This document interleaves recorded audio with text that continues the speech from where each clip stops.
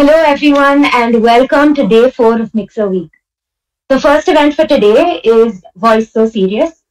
This is a voiceover event where scenes are muted and dubbed, but instead of acting out the original scene, dialogues and narration are formulated by the team. Our first speaker for today is Malvika. She will be speaking about their performance. So over to you, Malvika.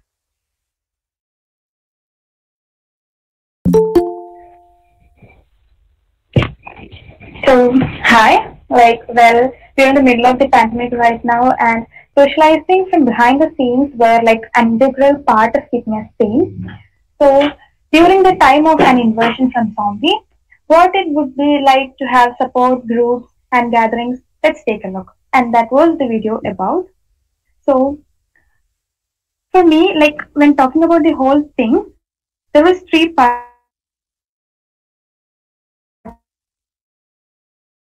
for us, to develop the script, to dub the thing, and to edit the thing.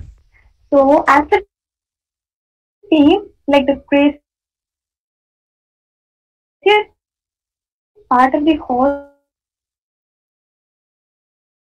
thing was the script.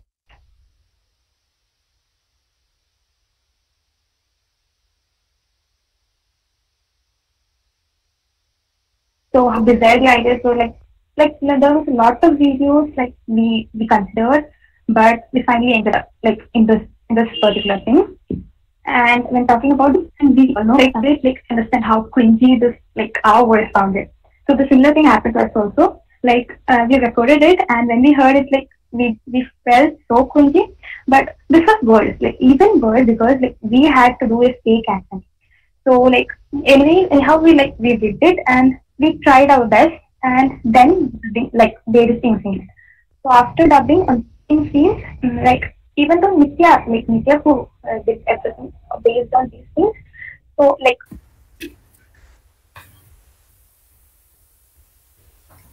editing thing, Nitya said that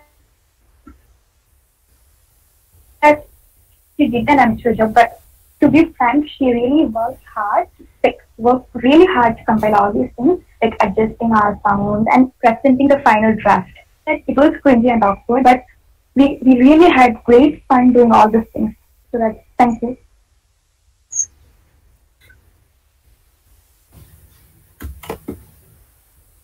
Thank you, Malvika. I now invite Sarang to take us through their experience while making the video. Hi guys. So the video that I did was the Pushpak Vimana one. So yeah, it's given in the chat box and in the live chat description. So talking about Pushpak Vimana, it was like a 1987 silent movie which was directed by Sangeetham Srinivasarao. I mean, film lovers would have heard that name somewhere. So the reason why he made it a silent movie, he actually, made a whole script but then just chucked it. Because he wanted it to be a silent movie. Because he wanted everyone to create their own interpretations regarding the movie. In this case, it showed the life of a middle class person, the title character of Pushpak. So when I got the excerpt, me and my team actually, consisting of Medha from CP, Rohan Pais from CP, and Priyanshu, so from second DJP. So what we did was we decided to give it a modern interpretation. We just brainstormed it. That was basically the script. Everything was just a compilation of a brainstorm. Literally what we felt as a person resonating in the society, and of what all happens here. So in the video, after you watched it, you understand that a common man, all the problems that he can face in the society, as in the potential encounters, at least one person out of you would have faced that at least once in your lives, because it's very common, ranging from the first scene where he gets into this path of going into his potential future. He sees multiple career choices. In this case, I took the case of medicine, studying philosophy, civil service. So it's all portrayed in a in a comical, not completely. I tried to make it a bit comical. And his random interactions, his awareness on mental health, a bit of like I'll say criticism of the current society. Like actually, it was a bit. I'll be frank. It was a bit toned down because like if we had actually, what do you say, did it completely, it would have actually kind of gotten a bit critical, criticizing capitalism, socialism.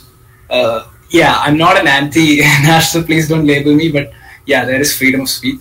So please do watch it, and like I just don't want you to like understand the meaning that I intended. Just when you watch it, try to get the meaning of what you feel, because like I feel that at least one person would be able to resonate with some of things that's happening in that movie, in that scene itself. Like, what do you say? Any person, any individual living in a middle class setting, at least any setting, they would have faced like at least an excerpt that would have happened. So taking that into consideration, that was like the basic inspiration that happened. And like what Sangeetam Srinivasa Rao intended, like what do you say? I mean, now I see it more clearly. Like if he could make a 2-hour movie on this, and we struggle to like make a 6-minute clip on this, then I can just imagine how less creative I am. I used to be proud that I was creative, but now I realized I'm just nobody. So just come up with your own interpretations, keep understanding it. Like there's a book by Mose Wellman called The 5 Faces of a Genius. So like that, be an observer.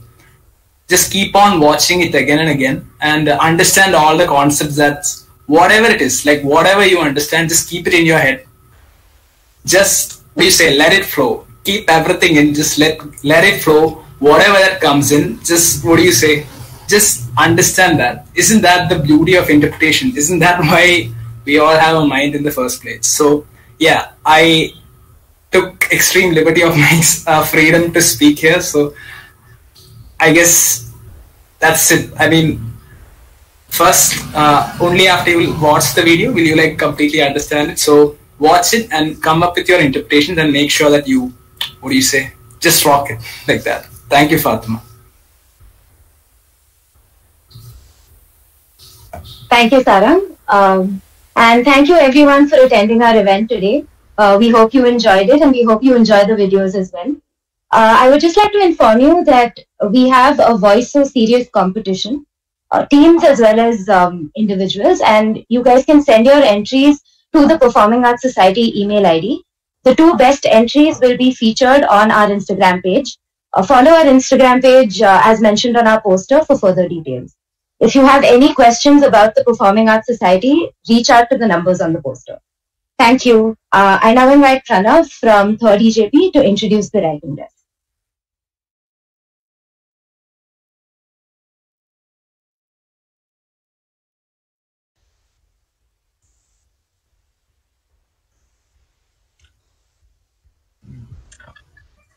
Am I live? Hello? Okay. Hello everyone. Welcome to the inaugural meeting of the Writing Desk. Today, we are in conversation with Professor Shipali Matthew, a former student of EJP who is now part of the Department of English, and Ms. Archita Raghu, the former treasurer of the Literary Society, to discuss, as Shipali ma'am said on the day of the inauguration, falling in and staying in love with writing.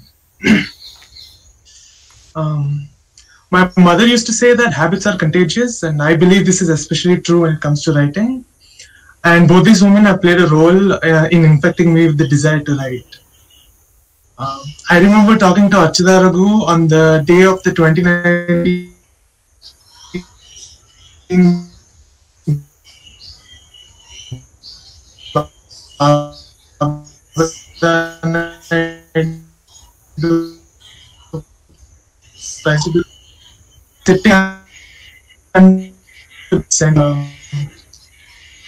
she won it last year.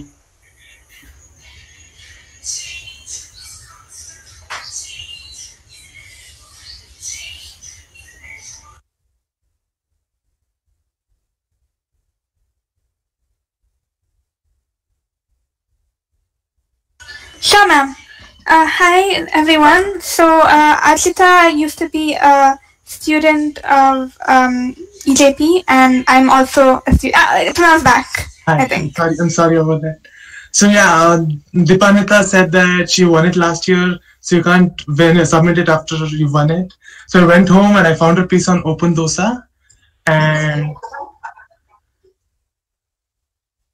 yeah, so on the day of the Barbara Naidu prize distribution, we were sitting under the banyan tree, and I asked her if she had sent in her submission.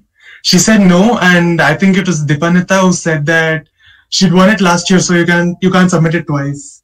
So I went home. I was like, she won it in second year, and I found her piece on the Open Dosa. It's a wonderful piece. You should all read it. It's very beautifully titled. It's called "If Courage Was Still My Friend, It Called Me Cowardly." And I had this existential urge to write as soon as I read that, and I began writing more. And with Shefali madam, I found her actually through a piece that Vijaya ma'am brought to class. The first line in that essay was, George Matthew was a good Malayali water bottle. And I immediately sort of woke up again.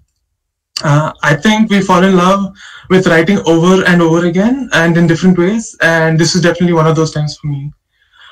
So when she joined the department as a professor, I immediately started bugging her with questions about what she liked to read, how she typed so fast, and how she wrote so well. And in time, I began to notice that she didn't ask too many questions like this, but she tried to write every day and as much as she could. So I asked her if we could try to motivate each other, and she thought that was a wonderful idea. She's very kind. She'll think most ideas are wonderful. So we tried to write every day. That's sort of why we wanted to create this space that helps us with being disciplined towards writing and builds a community of people who are in love with writing but find it difficult to stay in love. So I'd like to thank the both of you for making me write more, and thank you for joining us today. Thank you, Pranav. Thank you. Okay. So since we're in the lockdown,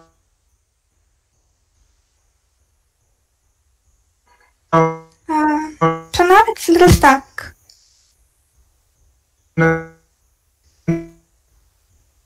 Okay, I'll ask you a question, Archita. Okay? Yeah. Oh wait, no, Pranav's back. I'm really sorry about that again. Don't worry. So I was asking Archita Raghu how she dealt with having so much time suddenly because of the lockdown and how that has changed her writing. Okay, firstly, thank you for this very, very nice introduction that you gave. Like, just too much it was, but okay. Okay, as for lockdown, I think lockdown was just too much time, and my words have just gotten lost in lockdown. I don't know where they've gone.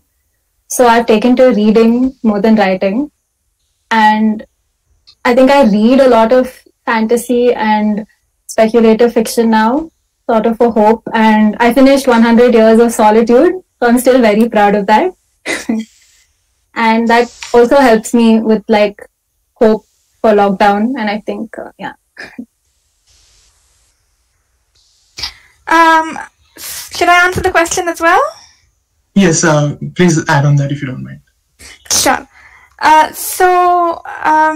For me, the one thing that I started doing, so I was watching YouTube videos of how people write, because apparently when I can't write, I watch YouTube videos of how people write. And there was one person who used sticky notes. And I thought, wow, it's such a genius idea. And also, so Vijeta ma'am uses a lot of sticky notes, not necessarily for writing, but she uses a lot of sticky notes. So I was like, I'm going to be cool like this random person on YouTube and like Vijeta ma'am, and I'm going to have sticky notes and I'm going to write notes on them. And so I went and wrote stuff on it. And I tried plotting out a plot, and it failed miserably. But that's one thing I tried out this lockdown period, trying to plot things by sticky notes. I also had chart paper and different colored pens and all sorts of things I tried. Thank you. The thing about writing, I've heard that sometimes deadlines help. And I want to ask you, Shefali madam, how important have deadlines been for sustaining a writing habit for you? And has it ever acted as a Kickstarter? And did you use it in this lockdown? Yes. Sorry. Okay. No. So when I came to college, we had a lot of deadlines, right? I'm sure you know that. And I was so happy about this because I know everyone hates deadlines, but I was so happy because I was able to write a lot because of the deadlines. I took the deadline seriously and I finished what I had to by the deadline, and that was important to me, right? But I've also tried setting deadlines for myself, and that hasn't gone so well. I tried when I was doing my MA to set a deadline for, I tried doing NaNoWriMo. And for those of you who don't know what NaNoWriMo is this thing where you write 50,000 words in 1 month. It's impossible, but there are people who do it. So, when people say you can't do the impossible, there are people who do the impossible every November. I'm not one of those people. I wrote, but the thing is, I wrote a lot more than I would have written if I hadn't told myself I was going to write 50,000 words that month. And I wrote a story which I put a lot of effort into. It's not a great story. I don't know if anyone else would like it, but it means a lot to me because I put so much thought into it. I remember putting so many sleepless nights and just writing that story. And half the story was me going, I don't know what words are. Words are A, B, C, D, E. But it was so beautiful to have something I was really passionate about that went on for a long time. So I tried giving myself a deadline this time also. I told myself I'd finish this one piece I was writing by July, and I didn't. So I told myself August. It's nowhere near finished. So I've told myself November, and I am praying that it works out by November. If not, my next deadline is February, but probably shouldn't decide my next deadline is February when, it's okay. Madam, your relationship with writing is very enviable, and I think envy is a very initial reaction sort of a thing when it comes to writing. So I want to ask Archita Raghu how she navigates feeling envy, or if she feels envy when she reads good writing that her friends produce. That's a really hard question because I think full jealousy happens when I read other people, especially really, really beautiful writing. It's like this really complex thing happens where I'm like, I need to cry, I need to laugh, I need to walk somewhere. But mostly I also feel jealousy. That's kind of what got me into writing. I think even Shefali and I were talking about this before, but I started writing because of reading pieces on Open Dosa, or like pieces that Vijeta ma'am brought to class, and we were fangirling about Ida before this also. So yeah. Yeah, speaking about Ila's piece, that's the moment for me when so we were really fangirling about Ila's piece. I fangirled over her piece also. So, Archita's piece, that is. Because that's a lovely thing. Everyone should read it. Anyway, so we were talking about how Ila's piece, I read her Barbara Naidu piece, and I don't usually cry when I read something. It affects me very deeply, but I don't cry. But I remember crying when I read Ila's, and it wasn't only the writing. It was also that I suddenly felt the envy had gone. It was replaced by this deep, deep admiration. And I think they're very close together, envy and admiration. I think they're very closely linked. And so, I don't envy Liba Dugo when she writes. I admire her. And I started feeling like that after reading Ila's piece. Because I envied everybody for their writing skills before that. But I think I read Ila's piece and I just realized when you can create so much beauty, how can I envy you?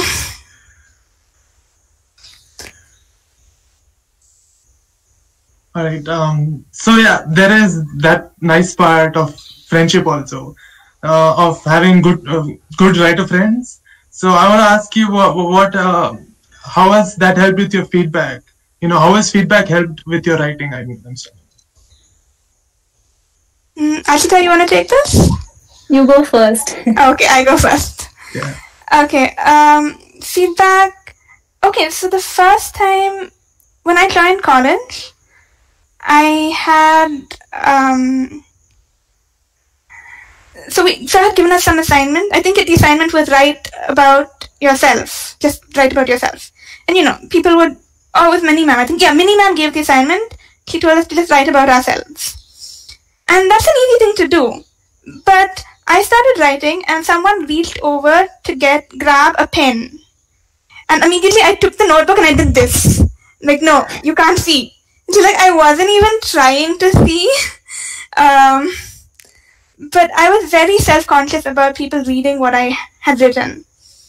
And then slowly this changed. I started showing things to Arul sir, I started showing things to Vicheta ma'am, and I still do. So feedback became a very important part of my life.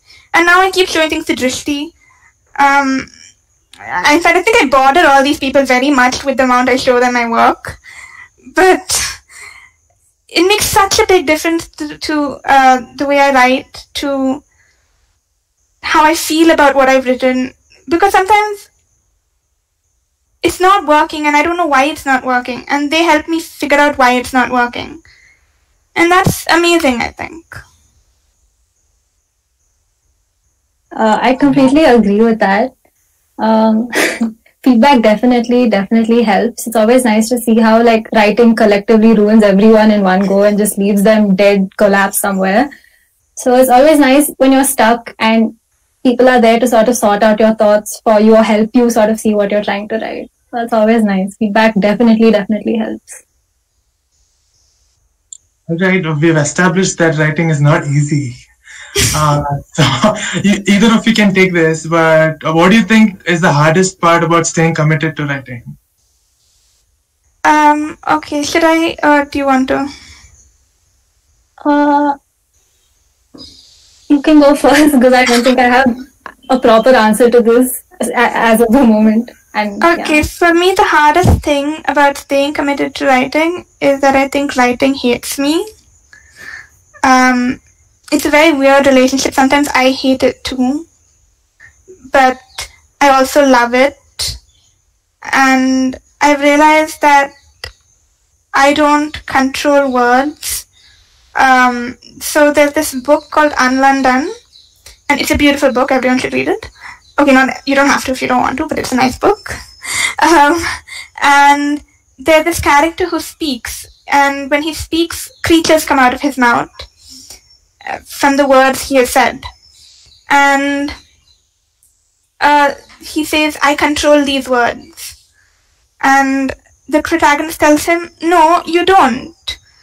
Nobody controls words. Words are their own organisms. And I thought this was beautiful. Because I don't control words. I don't know the right words. And it's because of that I write. If I knew the right words, I'd just write a paragraph and everything would be perfect. And I'd stop writing. But because I don't know what the right words are, I keep looking for them. And that's what makes writing beautiful. How terribly irritating and difficult it is. Archita, do you want to add on that? I think Shivali put it really well. I don't have much to say, but I think that writing is really addictive in a way that once you're in, you can't exactly get out, because when you're writing, you constantly trip and you find yourself, you have this conversation with words, you have this, I think you can do a lot, and writing helps you find stories within yourself and reading helps you find stories outside, and both can be extremely rewarding. So yeah, it's hard, it's irritating, it's just the most annoying thing, but I think everyone should do it and die. So yeah. Yeah, I agree with Archita. Everyone should do it and die. That's a beautiful way of putting it. That was really eloquent. So I think we're going to open up the session for questions from the audience. Please post your questions on the comment section now.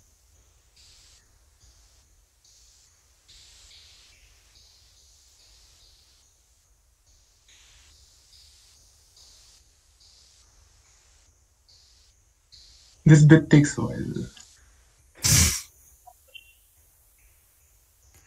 Okay. Archita, what do you love most about writing?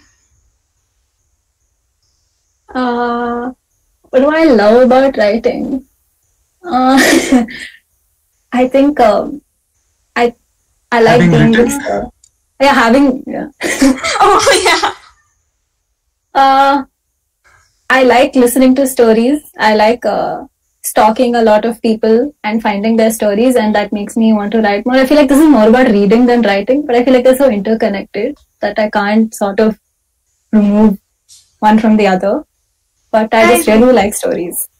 Yeah, I think same. I'm greedy for them. Like really, really just constantly trying to find them. What about you? I And think also that- Pranav. Yeah, I think that's the perfect answer actually. I just love stories. And I think stories are everything and everywhere. And so I think that's... Pranav, why don't you answer the question?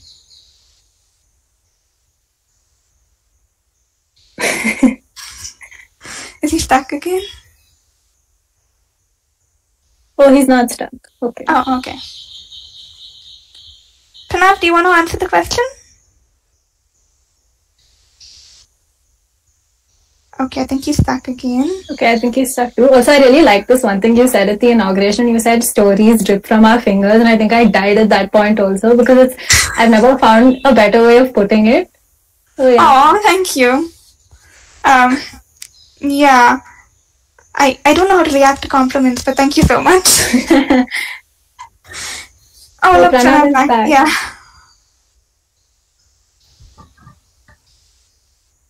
Pranav, are there any questions, or do you want to answer? Once again. Yeah, how do you deal with writer's block is a question. Oh, I have spent my life asking that question. People will tell you writer's block does not exist. I don't agree with them. I think writer's block definitely exists. And that's why I keep irritating people I know, being like, how do you deal when you can't finish a piece? How do you deal when you can't write? And I've got different answers for this. One answer is what Vijeta ma'am told me. She said, read something a student has written. And that always helps, actually. But I realize that's not going to help for everyone because not everyone teaches. Then Arulsa says try writing something else. That also definitely helps. One thing Drishti says also helps a lot. So I'm not giving any of my own advice here. I'm just giving everyone else's advice. But it's to keep writing, even if you're just writing nonsense, just keep writing. So that's what I did when I was doing my story with NaNoWriMo. Half the piece that I wrote was me going, I don't know what words are. I don't know how to write. How do people write? Where do novels come from? What is life? But I wrote something through that process. I figured out a story that I care for more than almost anything else I've written. So these are my suggestions. Whichever works for you. Ashita? I don't know where I got this advice from, but I think I constantly get it over and over again from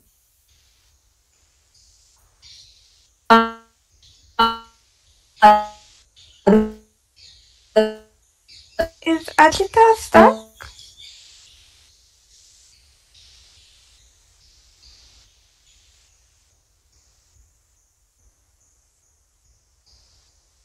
I think Did she get stuck?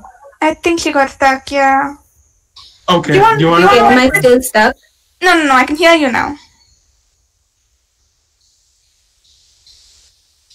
Okay. Yeah, this is better.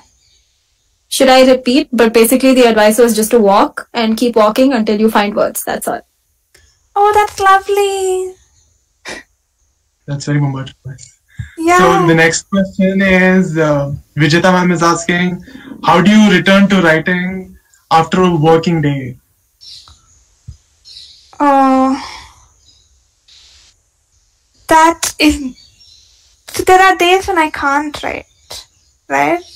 And I think the most liberating thing I've heard recently was that you don't have to write every day. Even if... it's good to, but if you can't, you shouldn't force yourself to. how do I write after a busy day? Sometimes busyness is what makes you need to write, right? Because you need to get away from everything else. You need to find your own space. You need to find a room of your own. So maybe that's what writing does for me at the end of a busy day. I find I write better at the end of a busy day than I write on days when I have not done anything. Yeah, I think that sort of also answers the lockdown question. So Arun sir asks, has being an ACJ/teaching changed the way you look at writing? Wanna go first, Archita? Yeah, I will go first because yes,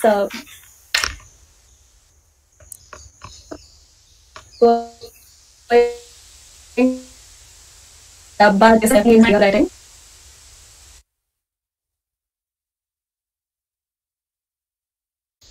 Archita, I think you might be stuck. Okay, am I still stuck? No, you're not. Okay.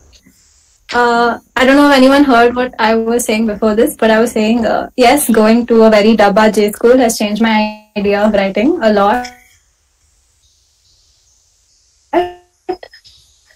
Because over there, it's like there is no space for words. You need to have a very strict English language that is the best English language ever.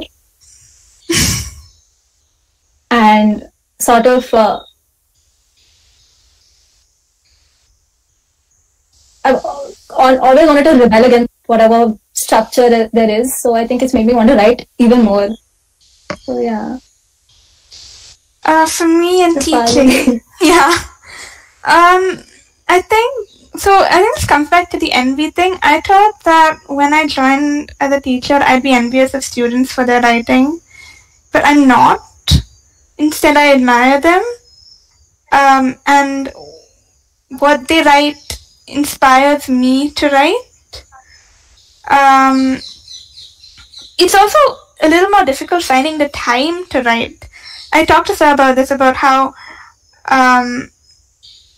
in college, when I was doing my BA, I was forced to write all the time, right? But now I'm not. And that means I have to force myself to write. And that's difficult because deadlines, apparently I don't keep them when I make them. Okay. All right. So Tara Goswami asks, how do you keep from writing to impress others as opposed to writing for yourself? My answer to that is that I don't think I could impress others no matter what I did. So I can't write to impress others. Archita, do you deal with that problem differently? I just try very hard not to think about who's writing it, because immediately when you picture people, it's like, okay, I need to add something, I need to remove something. So just word vomit and you will find yourself on the page, and that is enough. Don't think about anyone else. Yeah. Devika BM asks, how do you differentiate between toxic and constructive criticism? Oh, wow. Achita, do you want to take this one? I've never actually thought about it before, because I don't think I've gotten toxic criticism. But I think a number one no-no would be if someone is criticizing your experience or telling you that what you've written is not, your experience is not good enough or something like that, or being overly harsh on language, because I've seen that a lot in J school. Someone like criticizing, like making fun of someone for their language, that I've seen a lot. So I think either those things would be a big no. Shefali, do you have? Yeah, for me also, when someone says something like, I don't like your writing, that does not help me. If you say something like, if you tried this differently, which is why I love going to feedback to like my colleagues, because they're so supportive. My colleagues and my teachers, they're very like when they give feedback, it's always something that makes me think about my piece differently. I look at it with different eyes. And it's not a simple, oh, this piece is so bad, I hate it now. Because I hate it anyway. I don't need someone to tell me it's a bad piece for me to hate it. I love it and I hate it. I do love it. I love it a lot. Before all my writing pieces decide that they're going to like get upset with me, I love you. Don't rebel. But it's also, I don't particularly like what I'm writing, so I need someone to tell me what could be improved. So Friday 13 asks, how do you feel more confident about your writing? I always end up deleting anything I write because I don't think it's good enough. I don't feel confident about my writing, but I also never delete it. Because I think I'm hoping that one day I will go back to my writing and be like, you made sense today. It's never happened. But I keep hoping that it will, and I think I suggest don't delete your writing because it doesn't matter if it's good or bad. It's yours, right? You don't throw away a child because it's bad. It's yours. My dog barks all the time. I love him to pieces. So it's okay if your writing's not what you want it to be. It's still yours. Just to add to that, as a person who constantly deletes or used to constantly delete things I wrote, don't ever delete it, ever. Just keep it there. If you don't like it, just come back to it at some point. But don't delete. I think a lot of stuff that I wanted to go back to, I've deleted in just these fits of being like, I'm such a bad writer, and erase the whole draft very dramatically. That has definitely happened. So don't do it. So Akila asks, is it true that a good writer should also be a good listener?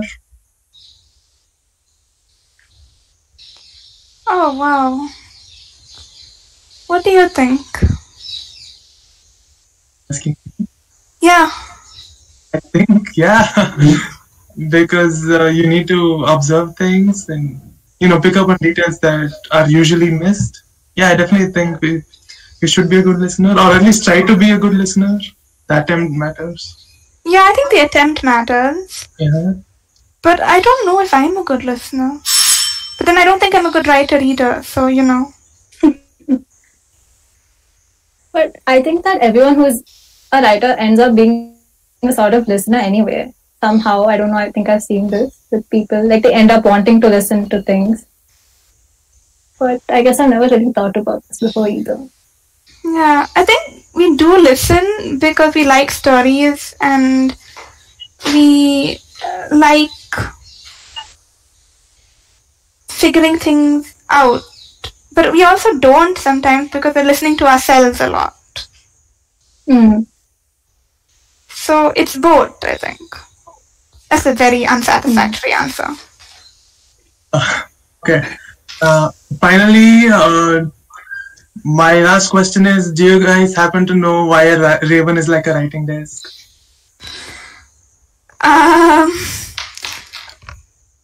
Okay, so the only answer I can think of is that they're both like mystery and magic and things like that associated with them.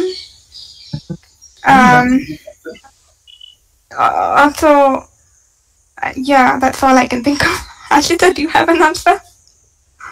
I don't think I have an answer to it, and I don't think I'd ever want to know the answer either somehow. That's I feel like true. It has something to do. Yeah.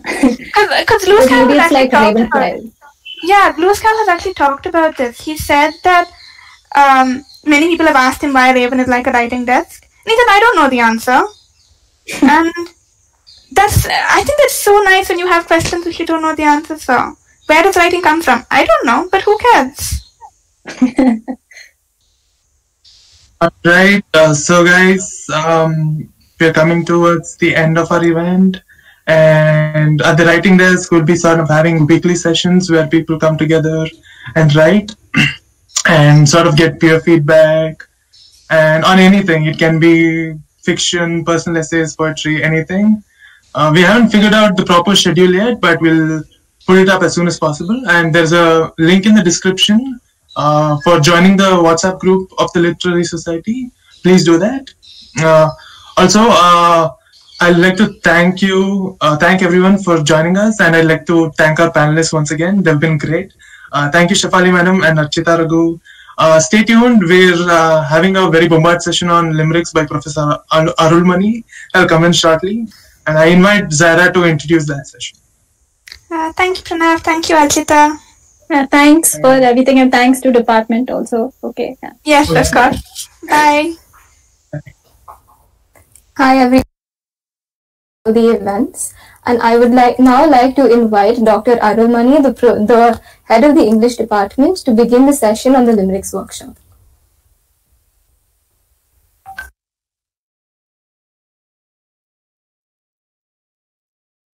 We'll get back to you shortly.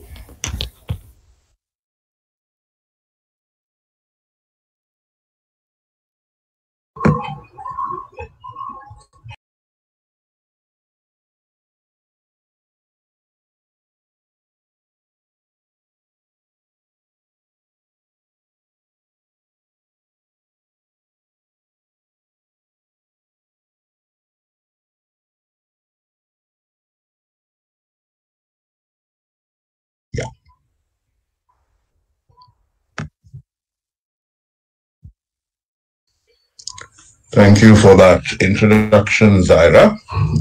We'll start in darkness, reading from some of my favorite limericks, and then we'll travel a little bit through how a limerick is written, and we'll stop to drop a little flower at the lotus feet of a man I admire very much. And then we'll come back to our conversation about the limerick in terms of what we can do with it today. That's the rough plan for today's session. Let's begin with these limericks that I love. Here's one. There was an old gentleman who supposed that the door was partially closed, but some very large rats ate his coats and his hats, while that futile old gentleman dozed. What is the limerick supposed to do for us? Is it supposed to make us laugh out loud? Is it supposed to hold within its 5-line embrace a situation that is a story told at breakneck speed? Is it meant to draw an affectionate portrait in about 60 words? Or is this one of those happy multiple choice questions where the answer very clearly is all of the above?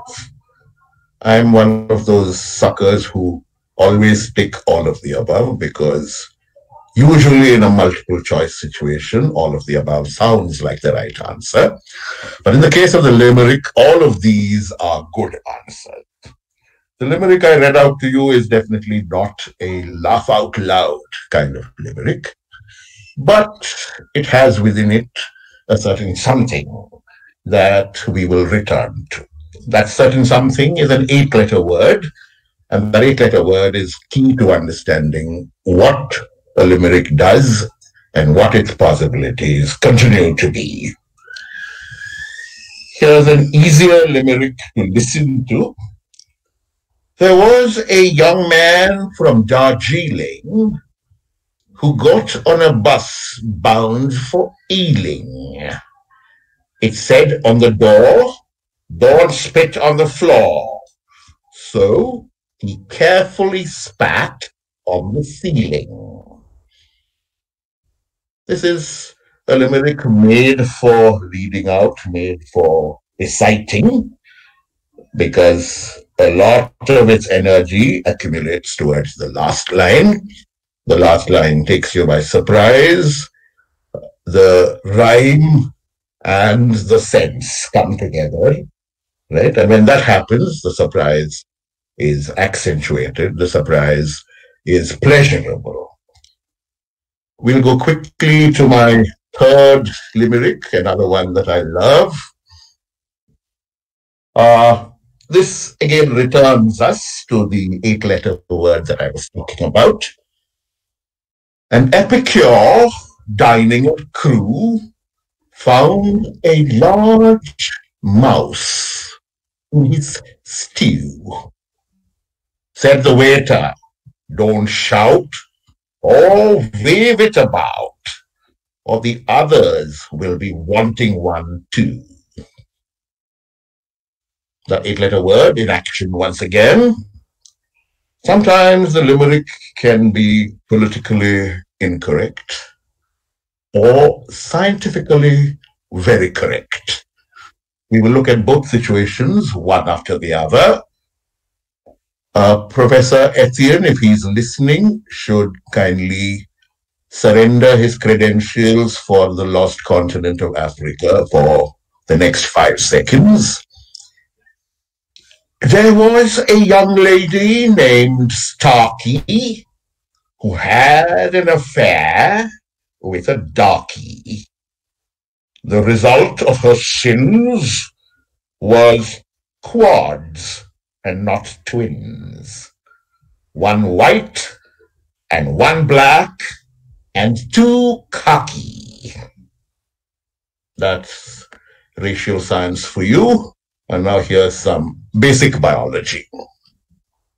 An amoeba named Sam and his brother were having a drink with each other. In the midst of their quaffing, they split themselves laughing, and each of them now is a mother.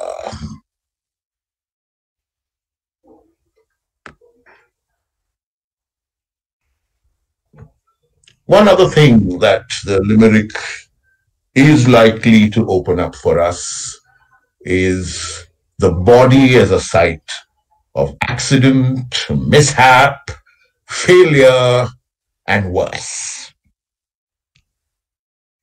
Let's look at some delightful samples of the body as the inspiration for the limerick.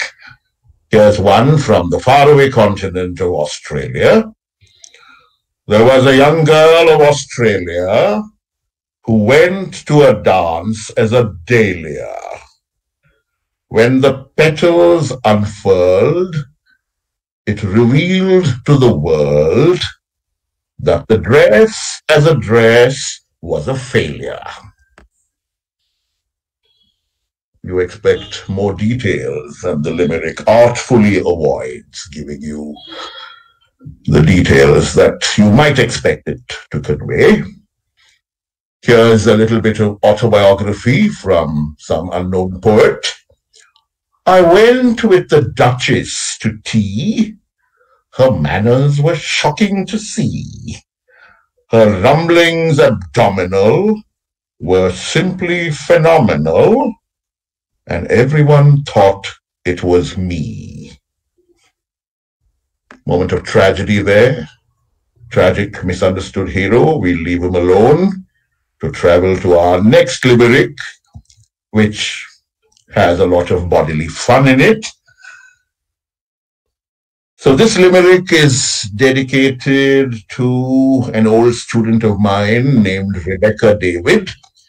Many years ago in 2013, we organized this attempt at getting people in St. Joseph's to listen to limericks. It was called An Evening with the Limerick. And Rebecca was one of our volunteers. She read various limericks happily. And then in the rehearsals, when she came to this one, she would get to the 4th line and then break out into giggles, right?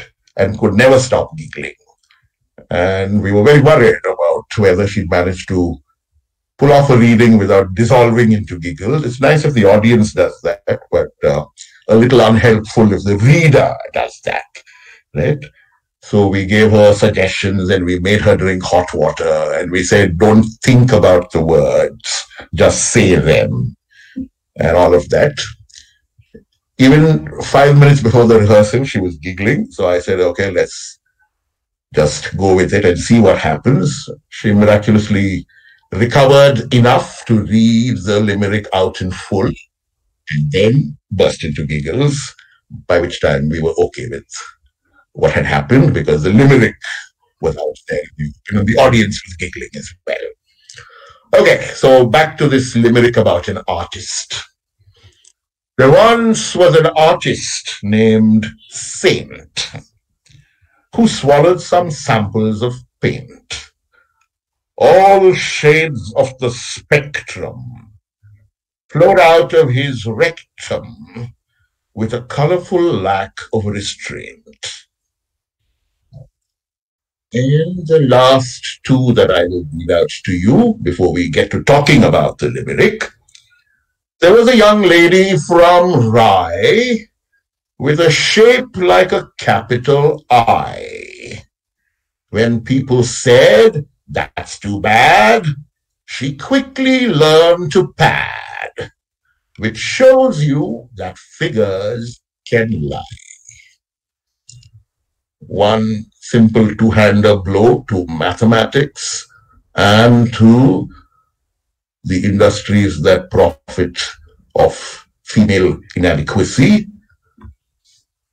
or female self-esteem. The last one I'll be reading out to you today is a beautiful limerick because it goes off in one direction and then sort of sends the reader or the listener for a toss. It's written by an American, which is why the rhymes work in a funny way. So I'll have to put on an American accent for this one. There was a young man of Madras, a magnificent ass, not round and pink, as you probably think. It was grey, had long ears, and ate grass. All right. So those are the limericks I inflict upon people when they ask me, what is this limerick thing you keep going on and on about, right? And the beauty of the form is what I'd like to sort of spend the next 5 or 6 minutes looking at, right? There's a little PPT that will appear on your screens in a moment, right? We will sort of open the conversation around the limerick. I could present, I've also sent it off, so it might probably be easier if it's projected.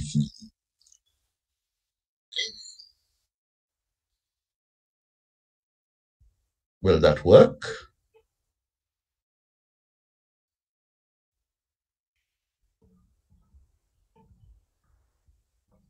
Right, while we wait for confirmation about that, let me begin by sort of talking about what the Limerick does. Right? Limerick is a rather blameless city in Ireland, right? The people there aren't particularly odd, not odder than people anywhere else. And the form doesn't seem to have originated in the city. The conventional origin story is that the Limerick has its origins in a drinking song, right, which had the words, will you go to Limerick, etc. That was the refrain, and the song was made of people improvising and making up rhymes, right, that the form retains today. Right? So that's how the city of Limerick in Ireland seems to be connected with the name of the form, which is the Limerick. So to write a limerick, what you need to produce, as you might have gathered by now, is a 5-line poem, right, where the first line, the second line, and the fifth line all rhyme with each other. So in the language of those who study poetry, this is called the AABBA scheme. It simply means that lines 1, 2, and 5 lines rhyme with each other, right? Yeah. It'll help if the screen shows you the stuff I'm referring to, right? So we'll go to this slide, which has all the important details. One, that it's a 5-line poem, right? The second point being that it uses a rhyme scheme described as AABBA. And I said that's simply remembered as the first, the second, and the fifth lines rhyme with each other. The third and the fourth lines use a different rhyme. So there are 2 rhymes in the poem, and the energy of the poem rides off these 2 rhymes. The common assumption is that the poem is humorous or comic, so that doesn't really matter very much as long as the words take you in this magical direction, which I've been talking about glancingly, tangentially for some time now. The 8-letter word I've been talking about is the word nonsense, and that is the territory that the Limerick very proudly occupies. When we say nonsense, what are we talking about? Sure.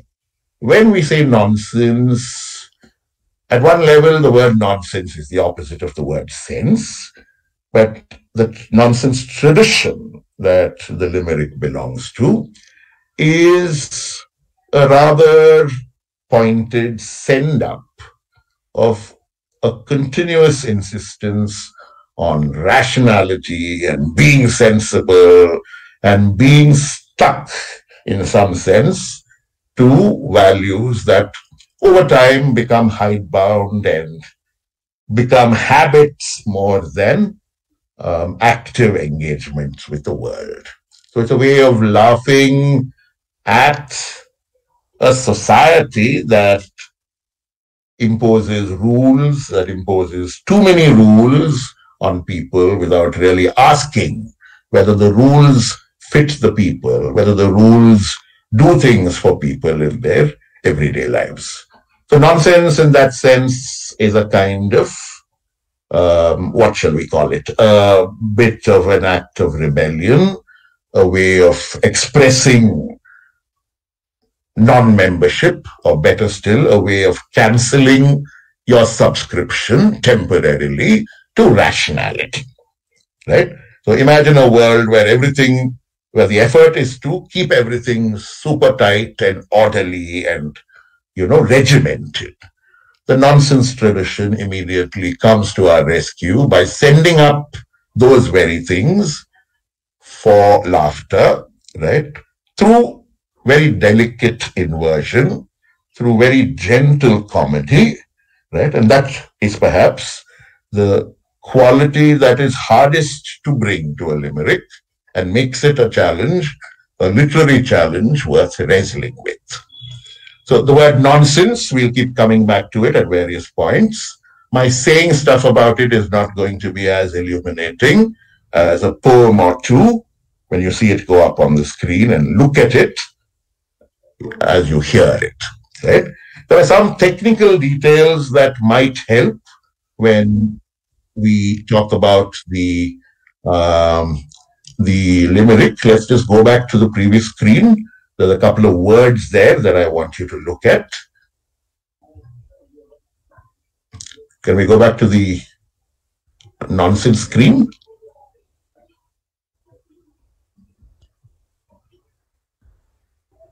Right. While we wait for that screen to arrive, I'll quickly tell you about the words that I want you to pay attention to, since there are people interested in writing a limerick, right?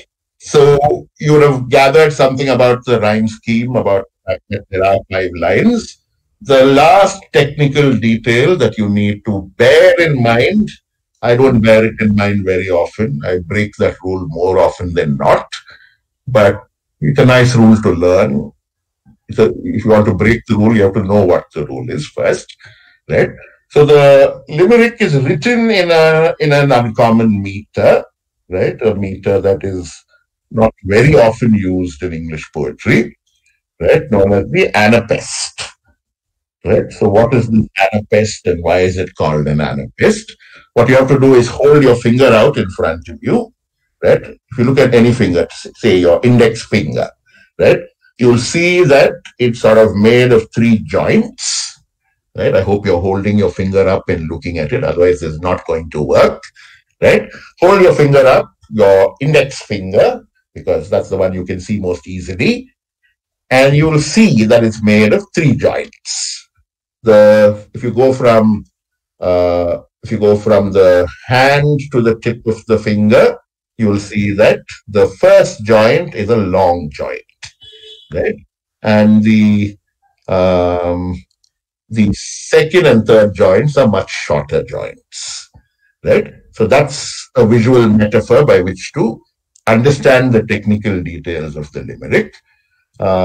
So if you look at this poem, which is a very famous poem by the man who's seen as the reinventor of the limerick, right? And you focus on what I'm talking about, you might catch this detail, right? So the finger you have in front of you has 1 long joint and 2 short joints, right? So this is the mnemonic by which you remember what happens in a kind of meter known as the dactyl. Dactyl is D-A-C-T-Y-L. It's the Greek word for finger, right? And the meter is called dactyl because you remember how the meter worked by looking at the finger, right? So in Greek poetry, you counted syllables in poetry in terms of whether they were long or short. So dactyl in Greek poetry was 1 long followed by 2 short syllables. Okay. In English poetry, where you don't count length, but you count stresses, right?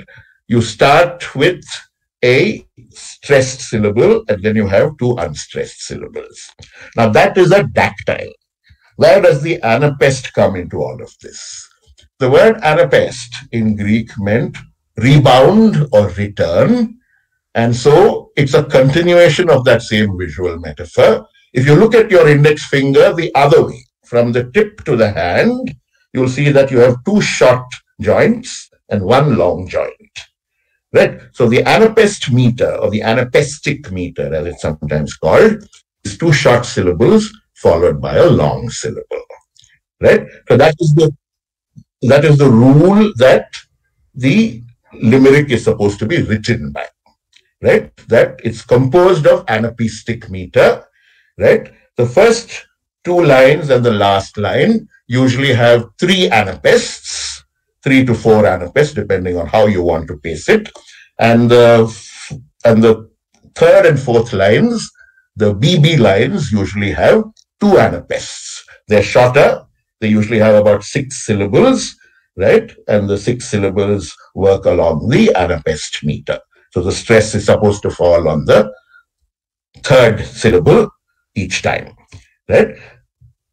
Now, English speech doesn't work according to the strict conditions of meter, and so people often mix up anapest with another 3-syllable meter known as the amphibrach. It's called amphibrach in Greek because in Greek that means having 2 short things on either side, right? So an amphibrachic meter works by having 1 unstressed syllable followed by a stressed syllable in the middle and a third syllable which is unstressed, right? So it will be like rearranging your finger joints in such a way that the 2 short joints surround the long joint. So that's a surround meter, essentially. So usually the limerick is written in a combination of anapest and amphibrach, right? The simpler way to understand it is to read it, right? So if you go to something like this one up in front of us on the screen, right? There was an old lady of France, there's an alternation of amphibrach and anapest there, who taught little ducklings to dance. You can hear the 3 syllables once again. They're all not anapests. There's a mixture of different 3-syllable styles there. But you have pure anapests when you come to the third and the fourth line, which go, when she said, tick-a-tack. You can hear the syllables stressing on the third element in both cases, when she said and tick-a-tack. Now here's the trick. To make the rhyme work on the fourth line, you have to remember that it's supposed to be anapaestic. And so you have to say, this is how it is supposed to be read. When she said tick-a-tack, they only said quack, which grieved that old lady of France. Right? So the art of the limerick is part learning to respond to the meter, learning how to recite it. You just need to remember that you go da da da da da da da da da. Right? That's the anapaest at work, and that's the meter to which most of this limerick is written. When you can't find words that fit into that meter, the unwritten rule in the limerick is cheat. Right? Cheat and use an amphibrach. Nobody is going to punish you for doing that. All right. So you've looked at this lady from France. Now let's go back to the previous slide, right, and talk about the man who was responsible for the limerick becoming this object in popular consciousness. Right? He started out as a kind of painter, as a man who wanted to make a living from painting. He went to Italy, came to India, did paintings and all of that. And his other talent came to the fore quite accidentally. Right? In Victorian times, you couldn't make too much of a living as an artist. So at some point, a wealthy patron named the Earl of Derby gave him a little job, right, where he could sort of live on the premises in the house and be tutor to his children. So the Earl of Derby had several children, and this man ended up being their tutor. And so to amuse them, he began producing these illustrations accompanied by poems, right? And they became really popular in no time at all, right? And won him immortality of a kind that he may not have anticipated, right? So at some point they were so popular that people said to him, why don't you publish it? And that's how this thing called a book of nonsense came out. It sold out, and soon there was a second book of nonsense, and if I remember right, even a third book of nonsense. So let's look at this classic limerick, right? It goes, there was an old man with a beard who said, it is just as I feared. 2 owls and a hen, 4 larks and a wren have all built their nests in my beard. The territory that Edward Lear began to occupy for the limerick is a territory vastly different from the modern limerick, which is usually capable of other things than nonsense. But let's look at what this thing called nonsense is from poems like these, right?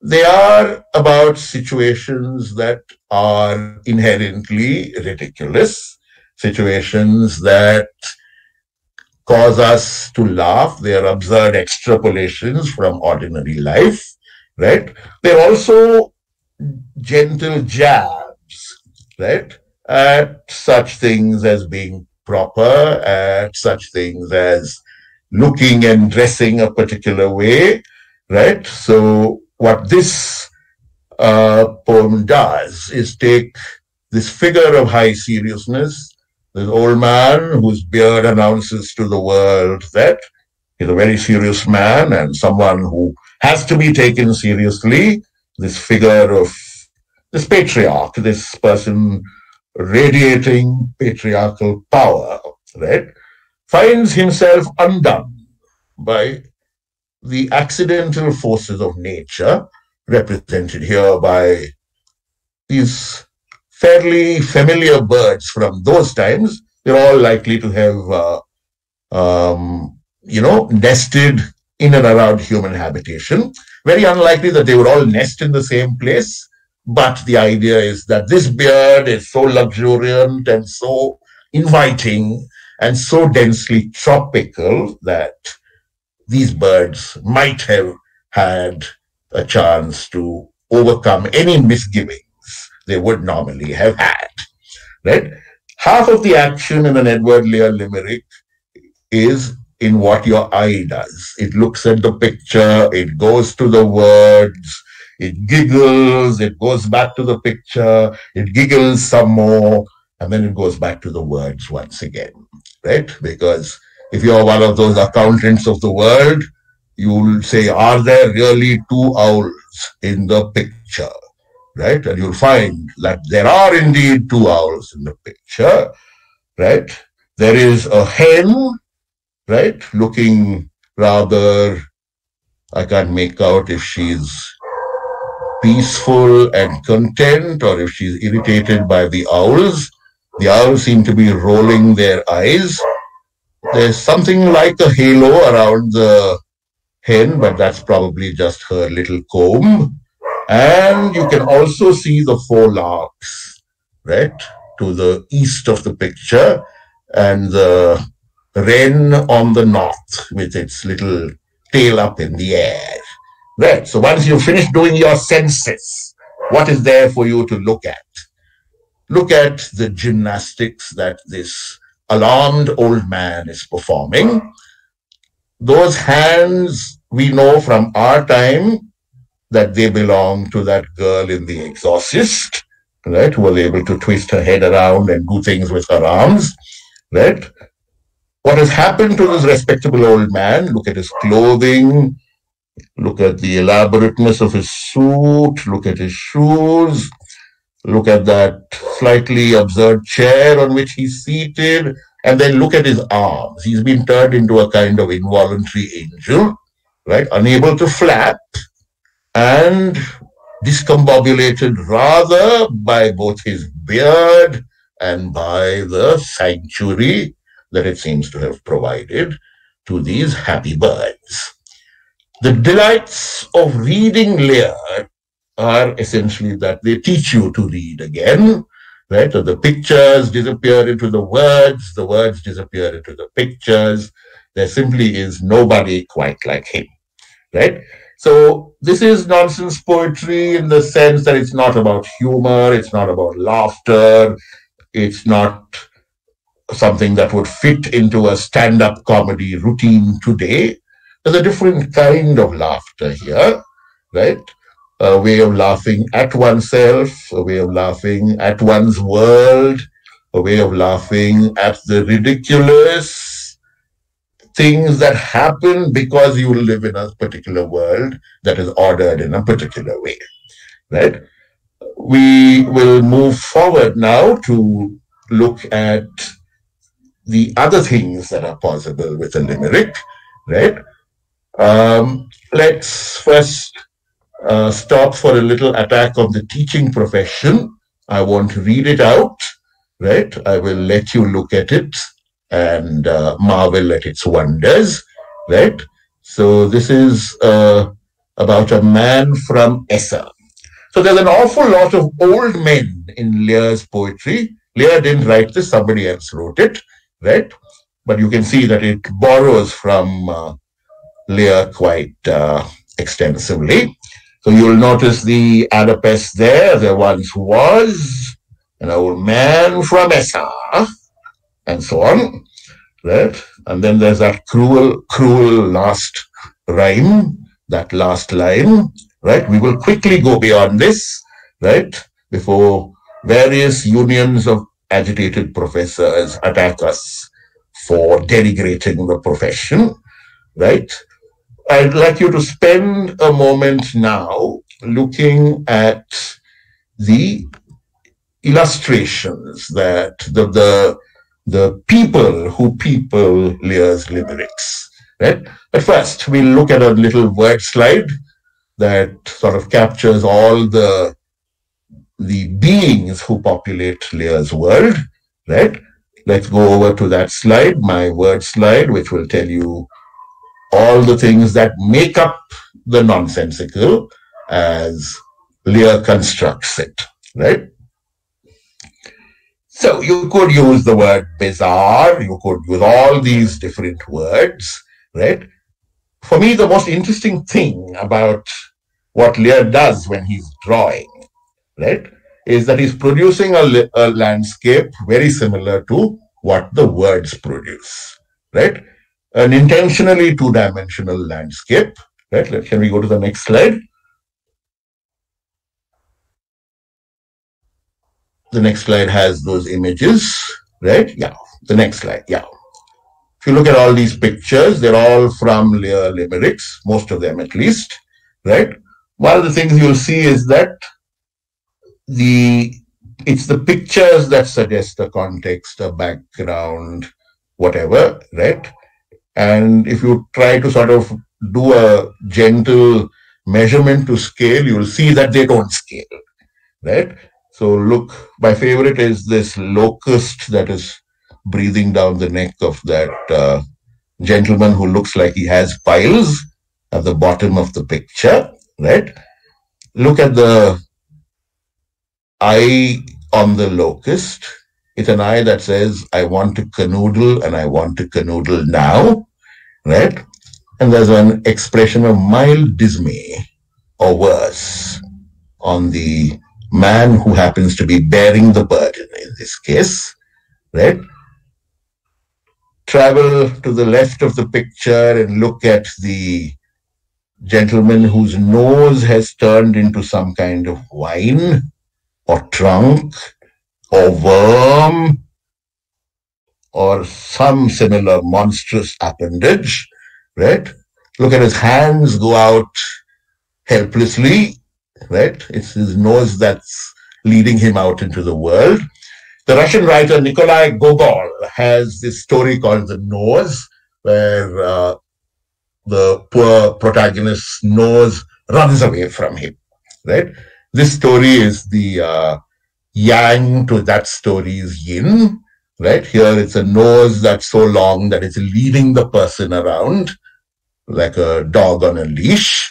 I also like the rather elevated alarm that the other people in this visual are exhibiting, various gymnastic poses, all of them impossible for me, and therefore all the more miraculous, right? Focus especially on gentleman number 3, who's doing some kind of gymnastic routine that have his knees all the way up to his chin. It's brilliant drawing, whatever else you might say about it. And up there in the picture, that little dance on the right, there's a fly looking pop-eyed, right? 2 flies looking pop-eyed, though one of them is quite well dressed. And then that bird, that dismayed-looking bird, emu or rhea or cassowary, right?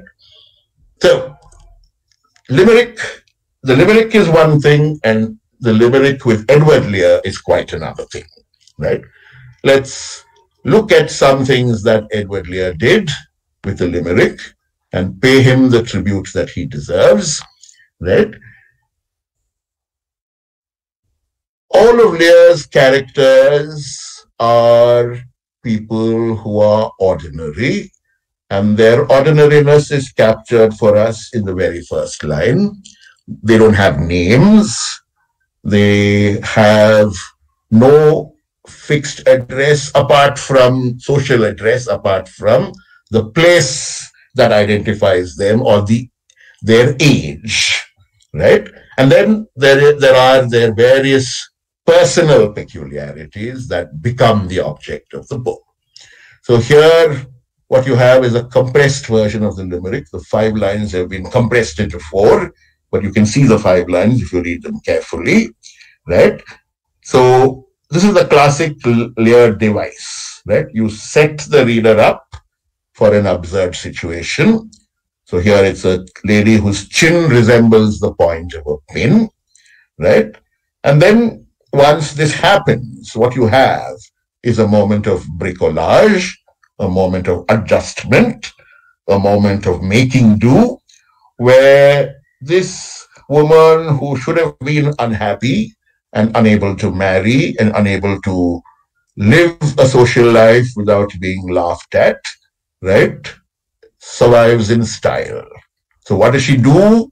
You have the answer there, right? She sort of gives herself what looks like a career, or at the very least, a very self-sustaining pastime, right?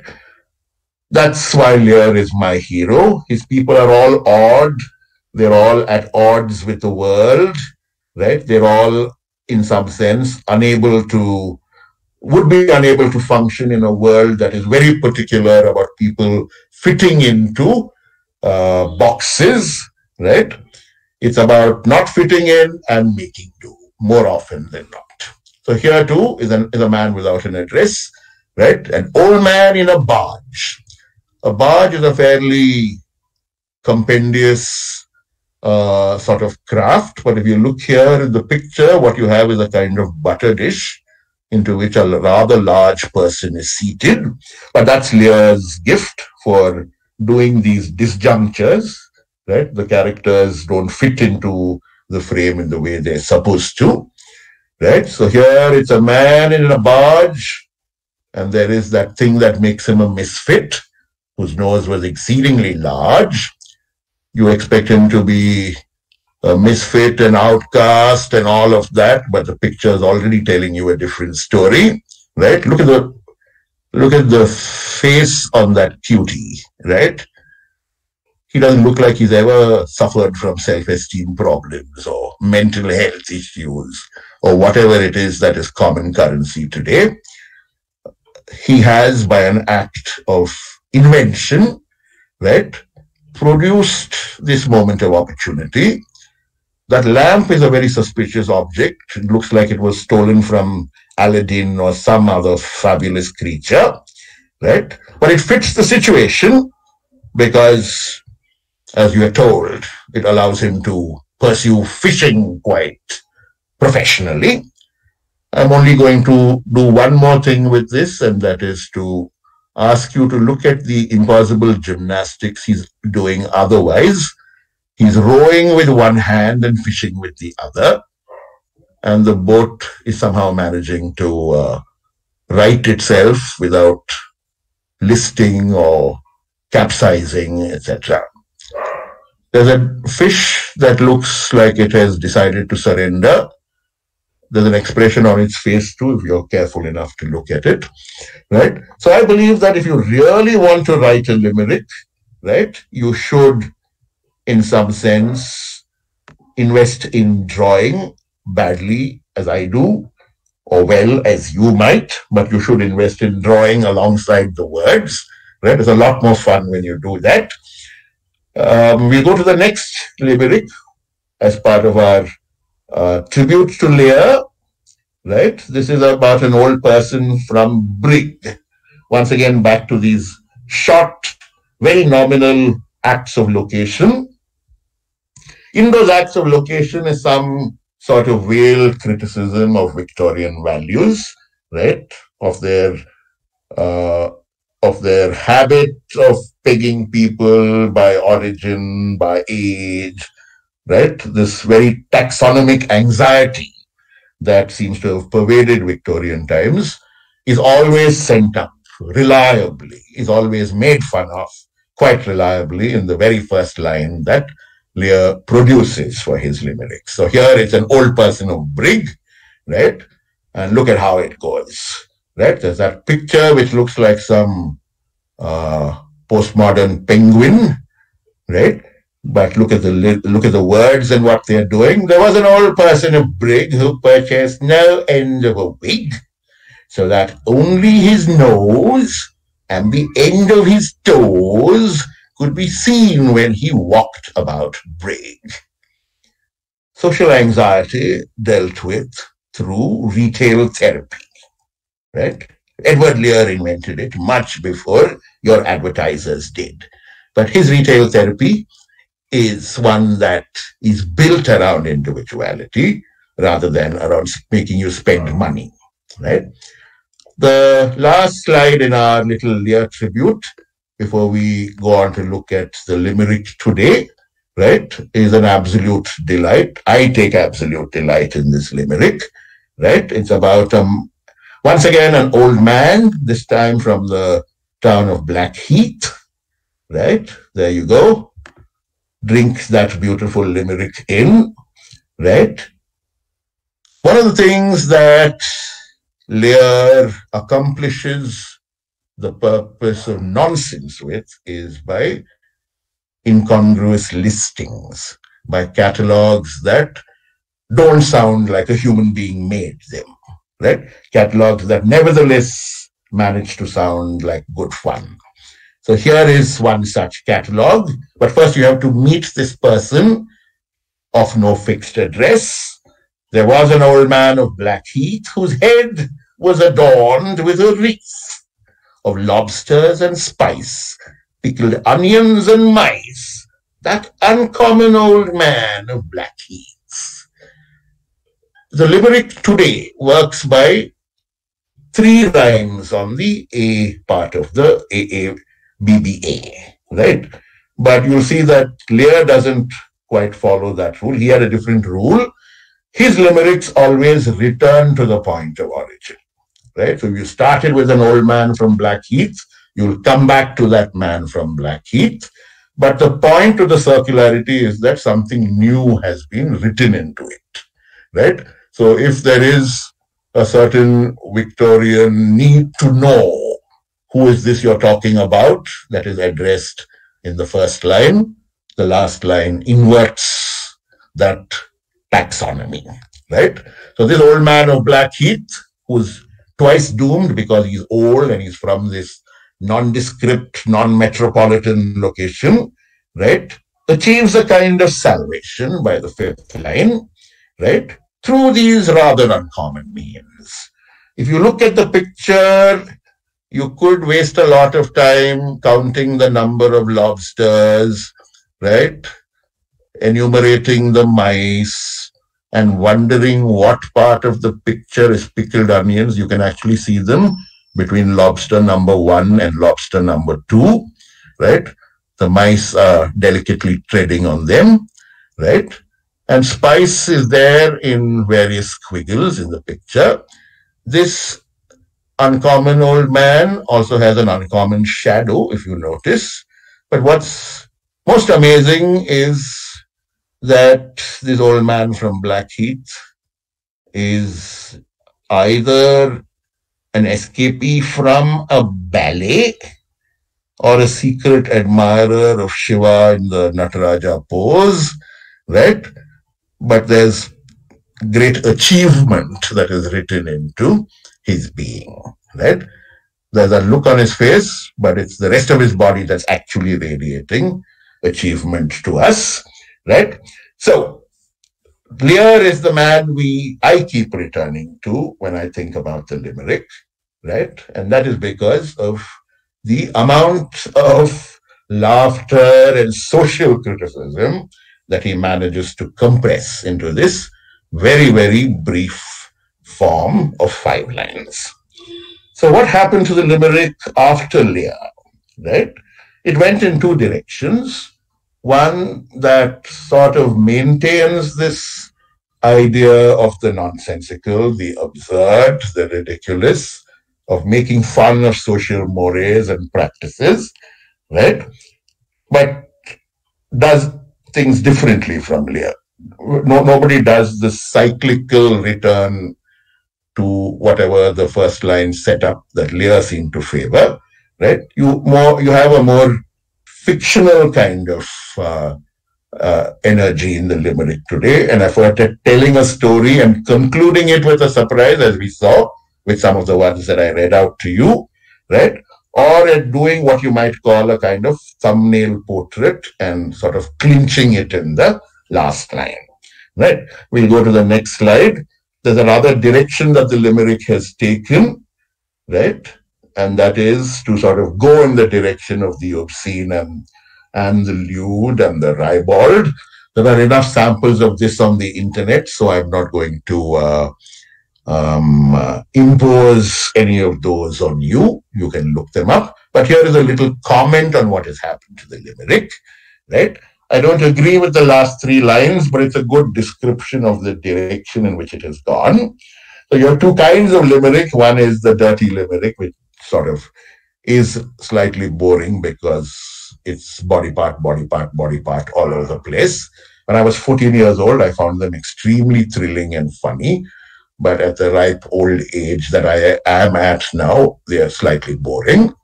right?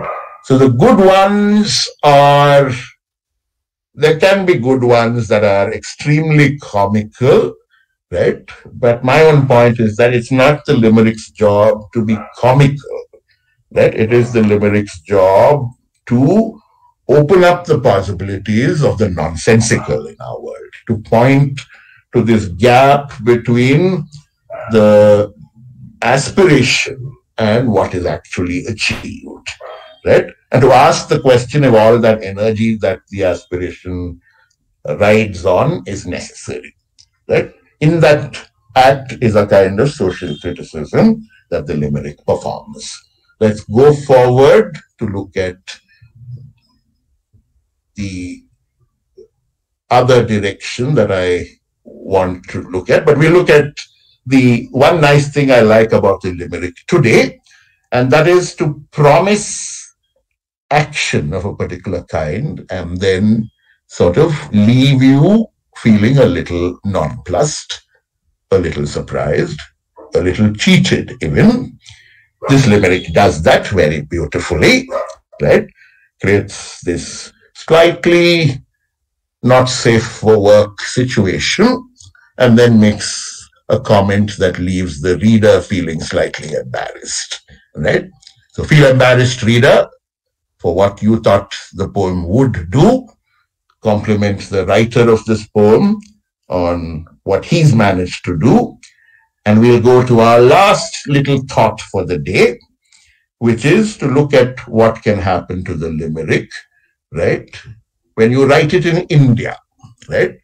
There's no shortage of subjects around us for writing limericks about, right? You have people who are so woke that they don't know what they're doing. You're surrounded by individuals who beg for limericks to be written about them.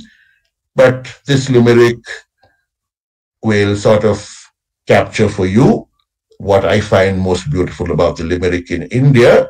You have the license of cheating by traveling across languages, right? So here are the first 4 lines of the limerick. And if there's one more click, right, you'll see one line that allows us to complete the limerick, right? Can we do one more click on that slide?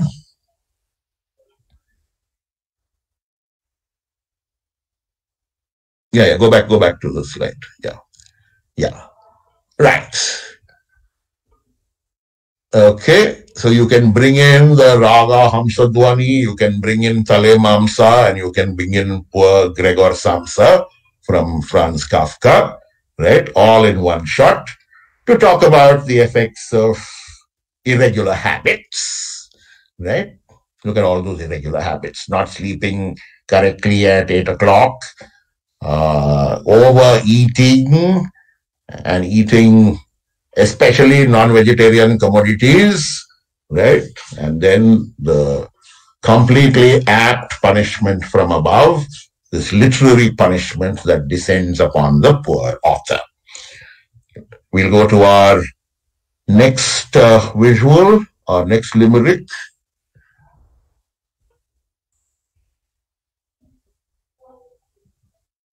Our next limerick is about a cricketer. It's about finding a rhyme. It's about telling a story, and it uses this habit of, concentrating the punch towards the end. Lear never did that, right? Lear's punch was in the first line, and then in the second line, and then in the third line, and then in the fourth, right? So that's the small thing the limerick has lost in our own time. The limerick that follows will also do desi things, right? The third one I have in this series of desi limericks, right, is one that shares a little irritation about a television presence, right? A man who cackles like, words fail me. He's quite irritating. So there you go. One of the things the limerick allows you to do in rhyme is cheat, right? So there's a certain background to what is happening in the desi limerick. and that is that the limerick empowers the writer to use what is known as the nonce word. That's Nonce. Nonce words are words you make up, right, for the purpose of rhyme. So nonce words can work in two ways. You can have a pronunciation that makes a nonce word, right? So the word couth here is sort of nonced to rhyme with cloth, right? So you'd have to say very caught, right? The other kind of nonce word is when you deform a word and make it turn into a different shape on the page. So it can either be done by sight or by sound, right? So if you're not a fan of Navjot Singh Sidhu, you can open up that line of attack and not tell your audience who you're attacking till the very last line, right? And some writers of limericks are unfortunate, tragic fans of 1970s actresses such as Rekha. It's possible to write a very clean tribute to the actress Rekha and make bad rhymes and have fun while laughing at the clever bad rhymes you've made, right? And be bilingual or trilingual or more while writing the limerick. With that happy tribute to Rekha, we will, in effect, stop talking about the limerick and take your questions.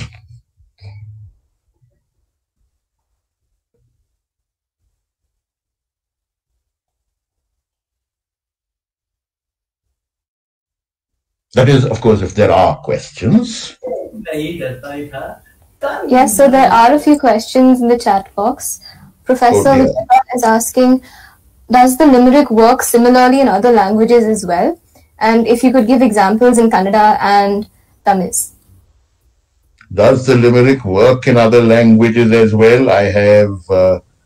I don't think there's the limerick as a form, right, hasn't traveled that well into Indian languages, right? But that's probably because there exist rather developed satirical traditions anyway in all these languages, right?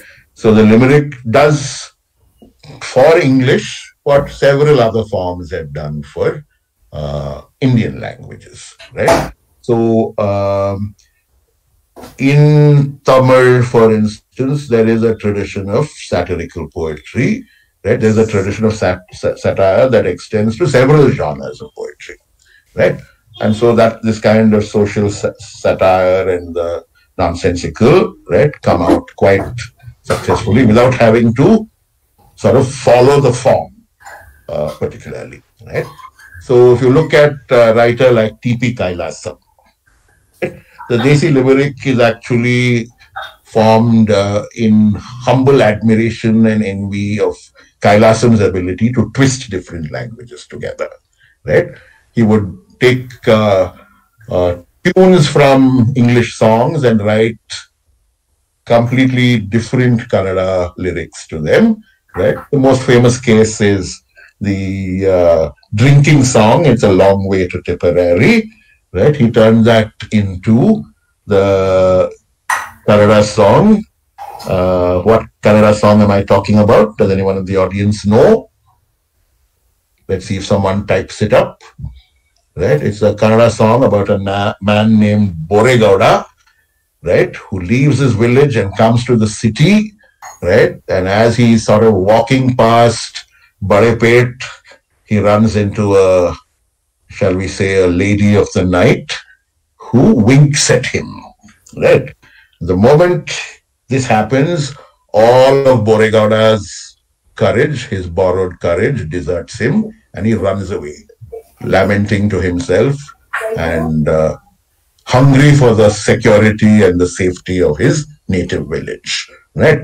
In one 4-line unit, you have like a takedown of Bangalore and its charms, right? You have a little affectionate little picture of the village boy coming to the city, right? So many different things happening in one song. So does anyone know what song I'm talking about by T.P. Kailasam? It's a song called Namma Tipparali Baludura, right? So the words go, Poregowda, Nembagowda, Banda Bangalore ge, Badepete Bate Mele Barutidaga, Powder Gudar Hakikonda, Manushalobolo, Kanno Gindu, Miluksi Niliksi, Nori Nakaga. Right? That's when he wants to run away back to Tipparali. Right? So the ridiculous, the absurd, Kailasam connected to the Victorian world. He was not of the Victorian world, a man who lived and wrote in the early 20th century, right? But he would have sort of met the Victorian world as it was coming to an end, right? He understood the Victorian world and its talent for repression, and his response to was to write nonsense poetry, right? I don't think he wrote the limerick, but the nonsense idea is something that's very much alive in T.P. Kailasam, right? There's one other poem that he wrote which sort of combines Malayalam, Tamil, Kannada, and I think even little bits of Urdu in it, right? It's a song that goes, you can find it on YouTube. It's a song titled Banniri Bhamerella Nanna Tarawal Tolige, right? It does Old Kannada, it does New Kannada, it does Tamil, right? There's one beautiful phrase in the song, right, that should go into both Kannada and English as an example for coining a beautiful phrase, right? It's August or September and it's already cold in Bangalore. And the phrase that one of the speakers in the song coins is Foginalli Shivaruva, right? One beautiful, beautiful coinage, right? And part of this whole nonsense ethic, which is that of taking words and violating all the grammatical rules you can by throwing words together and making mental belpuri out of them. Right. That's my rather long-winded response to that short question. I'll try and be shorter in response to other questions. Are there other questions? Yes, there are. Akhila is asking if you can share the PPT with them. We'll put it up, you can download it. And there is another question. Is it okay to write a limerick without considering any meter and just free-flowing thought? There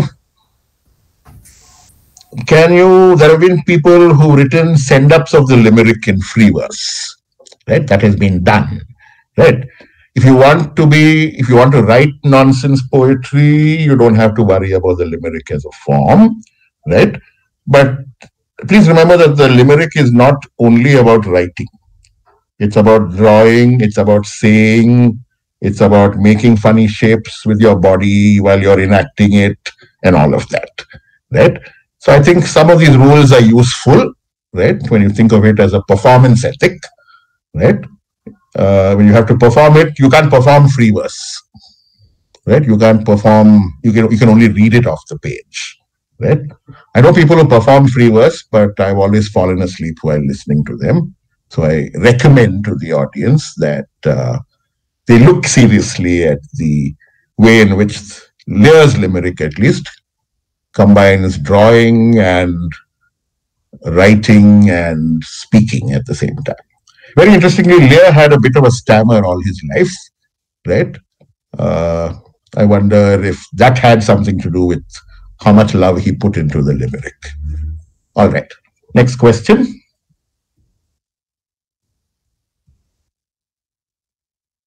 No, sir, there aren't any other questions left. Oh, wonderful, wonderful, wonderful. Right. Thank you, I'm done. Yeah. Thank you so much, sir, for that very informative session on limericks. And thank you, everyone, for attending today's events. The events for tomorrow are Deepo and Ari Bhashi with Professor Wilma, who will be reading her Konkani poems.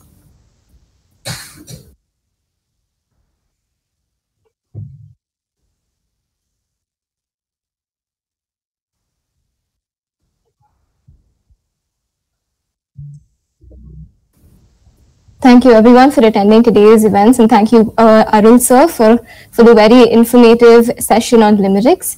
And everyone, please do attend tomorrow's events which are Lipo and Aribhasha Aribhashi with Professor Wilma, who will be reading a